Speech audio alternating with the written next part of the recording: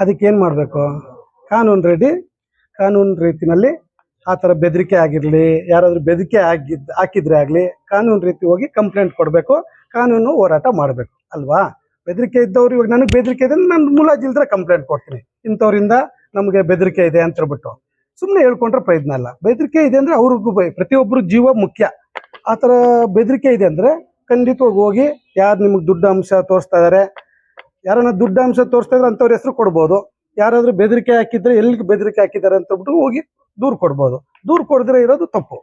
ಆದಷ್ಟು ಬೇಗ ದೂರು ಕೊಟ್ಟರೆ ಒಳ್ಳೇದು. ಇದಕ್ಕೆ ರಾಜ್ಯಪಾಲರಿಗೆ ಈಗಾಗಲೇ ಮನವಿ ಕೊಟ್ಟಿದ್ದಾರೆ, ನಾವು ಕೂಡ ಸ್ವಾಗತ ಕೋರ್ತೀವಿ. ನಾವು ಮೊದಲಿಂದ ಹೇಳ್ತಾ ಇರೋದು ಅದನ್ನೇ, ಯಾವ ತನಿಖೆ ಆದರೂ ಮಾಡಲಿ, ಲ್ಯಾಂಡ್ ಮಾಲೀಕರು ಎಲ್ಲರೂ ಕೂಡ ಓಪನ್ ಆಗಿ ಹೇಳ್ತಾರೆ, ಯಾವ ತನಿಖೆ ಆದರೂ ಮಾಡಲಿ, ಇದರಲ್ಲಿ ಏನು ಅಕ್ರಮಗಳಾಗಿಲ್ಲ.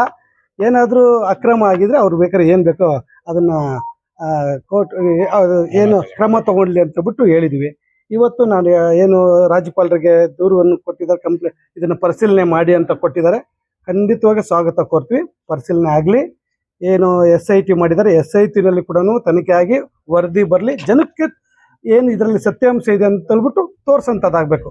ಸುಮ್ಮನೆ ಅಪಪ್ರಚಾರಗಳು ಇನ್ನೊಂದು ಮಾಡೋದಕ್ಕಿಂತ ಸತ್ಯಾಂಶಗಳು ಏನಿದೆ ಇದನ್ನ ಹೊರಗಡೆ ಬರೋದು ಆದಷ್ಟು ಬರಲಿ ಅಂತ ಹೇಳ್ಬಿಟ್ಟು ನಾನು ಕೂಡ ಈ ಮುಖಾಂತರ ಹೇಳಕ್ ಬಯಸ್ತೀನಿ. ಸರ್, ಇದು ಅವ್ರಿಗೆ ಕೇಳ್ಬೇಕು ನೀವು, ಯಾರು ಅಲ್ವಾ ಏನು ನೀವು ಅದು ನಿಮ್ಮ ಮಾಧ್ಯಮದವ್ರಿಗೆ ನಿಮಗೂ ಎಲ್ರಿಗೂ ಗೊತ್ತಿರೋಂಥ ವಿಚಾರ. ಯಾಕಂದ್ರೆ ಇದರಲ್ಲಿ ಏನಿದೆ ಏನು ಅಂತ ಹೇಳ್ಬಿಟ್ಟು ಇದರಲ್ಲಿ ರಾಜಕೀಯ ಉದ್ದೇಶ ಬಿಟ್ಟರೆ ಬೇರೆ ಯಾವ ಉದ್ದೇಶಗಳು ಇಲ್ಲ. ಹಾಗಾಗಿ ಇದರಲ್ಲಿ ಆದಷ್ಟು ಬೇಗ ಸತ್ಯ ಏನಂತ ಹೇಳ್ಬಿಟ್ಟು ಜನಕ್ಕೂ ಗೊತ್ತಾಗುತ್ತೆ, ಆದಷ್ಟು ಬೇಗ ಹೊರಗಡೆ ಬರುತ್ತೆ ಅಂತ ಹೇಳ್ಬಿಟ್ಟು ನಾನು ಆಯ್ತು. ಒತ್ತುವರಿ ಆಗಿದೆ ಅಂತಾನೆ ಇಟ್ಕೊಳ್ಳೋಣ. ತೆರವುಗೊಳಿಸಿದಾಗಿದ್ಯಾ,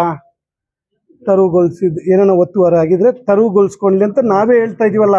ಲ್ಯಾಂಡ್ ಮಾಲೀಕರು ಕೂಡ ಹೇಳಿದಾರಲ್ಲ, DC ಗೂ ಹೇಳಿದ್ದಾರೆ, AC ಗೂ ಹೇಳಿದ್ದಾರೆ, ತಹಸೀಲ್ದಾರ್ಗೂ ಕೊಟ್ಟಿದ್ದಾರೆ ಮನವಿ.